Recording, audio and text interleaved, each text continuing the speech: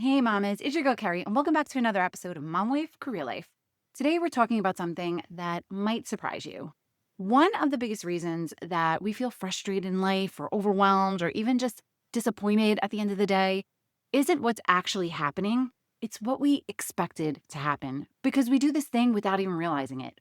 We build these perfect little scenarios in our head about how the day is going to go, how the weekend is going to feel, how vacation is going to look, and then real life shows up and it doesn't match our expectations. And we're suddenly feeling frustrated, irritated, disappointed, even when things are objectively fine. And before we get into today's episode, if you've ever felt like life is constantly pulling you in a million different directions, I really want you to grab my free Boundaries Made Simple guide because creating healthy boundaries, it isn't just about saying no. It's about creating more margin in your life so that when those unexpected things happen, and trust me, they will, that you'll have the capacity to handle it without feeling like everything is falling apart. So make sure you grab it. The link is in the show notes. All right, moms, let's jump into today's episode. Are you feeling overwhelmed trying to juggle all the many hats you wear as a working mom? Do you want more quality time with your family without distraction of work, time alone to take care of yourself and your needs? Welcome to Mom Wife Career Life. I'm Carrie, a wife, a mom of three, and a recovering perfectionist.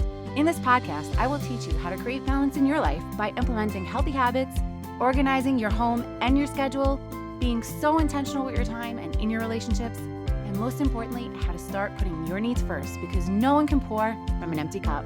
Grab that second cup of coffee, or if you're anything like me, your third. It's time to dive into today's episode of Mom Wife Career Life.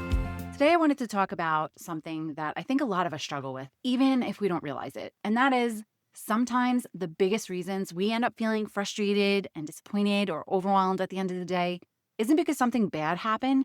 It's because life didn't go the way that we expected it to. And this lesson was completely front and center for me a few weeks ago when Ashley and I took that little mother-daughter trip to Dominican Republic. It was only 4 days.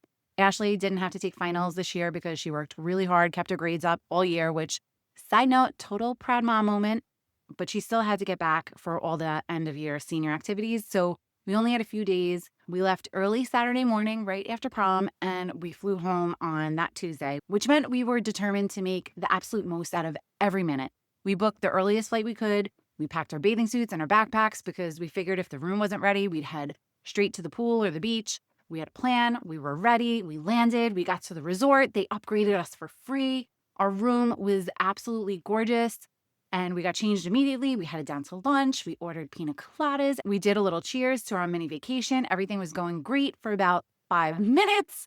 And then Ashley got attacked by mosquitoes. 3 huge bites right on her foot and right where the strap of her flip-flop lands.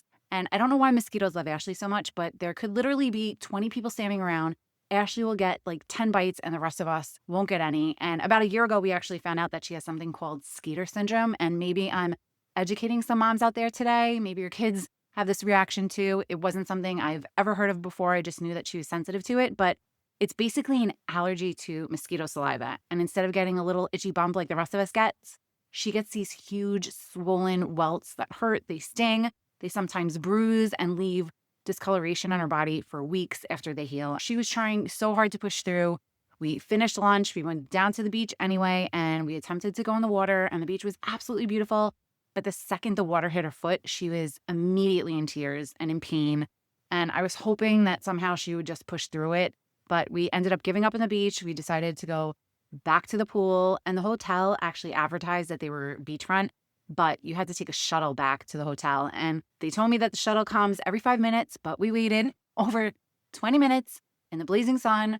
And poor Ashley's foot was throbbing. And thinking back of that day was exactly why I wanted to do this episode. And that actually brings me to our first tip for this topic. Number 1, don't let one hard moment become the entire story. Because as we stood there waiting for the shuttle, we were both getting pretty miserable. And I just remember thinking that this is going to ruin our entire vacation. We had built this picture in our heads of how the day was supposed to go. And besides the room upgrade, nothing was going to plan. And Ashley's mood took a serious downturn. So I ended up looking at her and I said something that, if I'm being honest, I probably needed to hear just as much as she did. I said, we have a choice.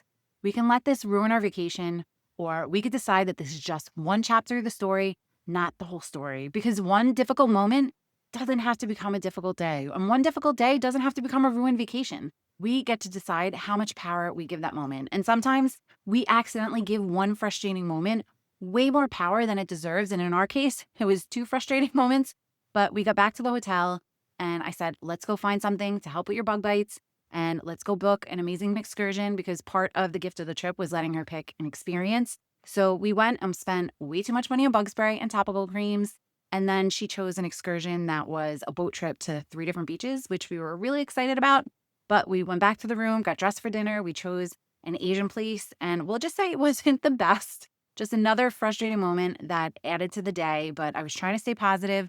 Ashley, not so much, but I was determined that we were going to make the most out of this trip. Well, the next day, our excursion ended up being absolutely incredible, minus the rough start of getting on the boat, and Ashley started to get a little seasick, but a wonderful couple gave us some Dramamine, and once that kicked in, the excursion ended up being just great. We saw some of the most beautiful beaches. We swam with a gigantic starfish, and the excursion came with photographers that were taking pictures of us all day. And I got some absolutely amazing pictures. It was one of those days where you just think, okay, that's exactly what I was hoping for. And the next day, we lounged at the pool and just relaxed and enjoyed ourselves, went out to a hibachi dinner, met some great people. We went back to the room, and Ashley wanted to spend time in a jacuzzi that was on her deck, so we filled it up. And then the cramps started to come. And I honestly don't know if it was something I ate or a kind of a stomach bug, but I ended up spending half the night in the bathroom with the worst pains I've ever had outside of contractions. And I spent a lot of that time literally praying, saying, God, please let me be okay enough to get on the plane tomorrow. I barely slept that night. And the next morning, I couldn't eat. I felt really weak. But it was our last day, and we had planned to take this macrame class together. And if you know me, you know that I love crafts and creating things. So again, I had it in my head that I was not going to let me not feeling well stop us from having that experience. So I pushed through it. And you know what? It ended up being one of my favorite memories of the entire trip, next to the starfish. And not because I felt great, but because I didn't let that one rough night steal one of the last memories Ashley and I were going to make on this trip together before she heads off to college. And I'm not going to cry because I'm starting to get really excited for her, even though I know the closer I get and the more the days start dwindling down, the tears are just going to come flowing. But let's go to tip number 2. Leave room for the unexpected. One thing I've been trying to get better at lately is really leaving room for the unexpected. And not just in my calendar, but in my expectations, because I'm a planner. And you all know how much I love my planner and how much I love planning things out. But sometimes we pack our schedules and our expectations so tightly that the minute something goes wrong, we feel like everything's falling apart. But what if instead we started expecting that something probably won't go according to plan, because it usually doesn't. And that doesn't mean the day is ruined. It just means the story is unfolding differently than we imagined. And sometimes that ends up at the end of the day being something better than we did have planned. Number 3, ask yourself, what can I control right now? And this is so important. When things don't go according to plan, I started to ask myself one simple question. What can I control right now? I knew in the trip that I couldn't control the mosquitoes. I couldn't make the shuttle come faster. I couldn't magically make Ashley's foot stop hurting, but I could help her find medicine. I could get bug spray. I could encourage her. I could book something really fun for the next day. And sometimes we spend so much energy wishing we can change what already happened that we forget that we still have the power to decide what happens next. And sometimes your next best step is all that you need. Number 4, don't compare reality to the picture you created in your head.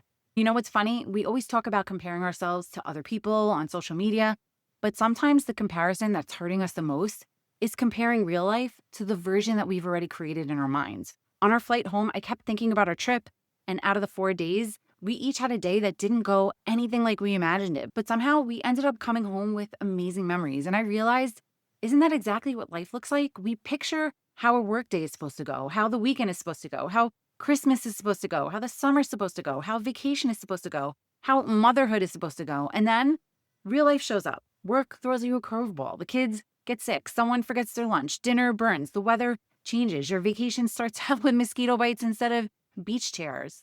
Life happens. And so often we're comparing what's happening to the versions we created in our minds. No wonder we end up disappointed. Not because life is bad, but because it didn't match that picture. Number 5, look for the highlight instead of the hassle. One habit that I've been working on is asking myself this one question before I go to bed.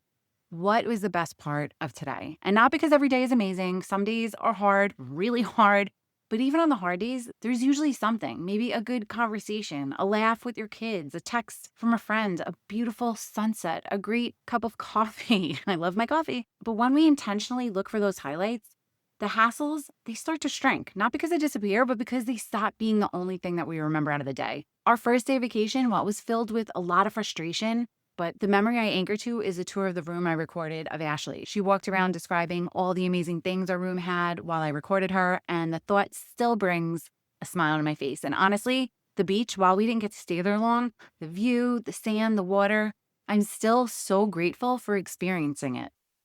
And lastly, number 6, focus on what you'll remember. When I look back on that trip with Ashley, of course, I'm going to remember standing in the hot sun waiting for the shuttle. I'm going to remember the mosquito bites. I'm going to remember spending half of the night sick.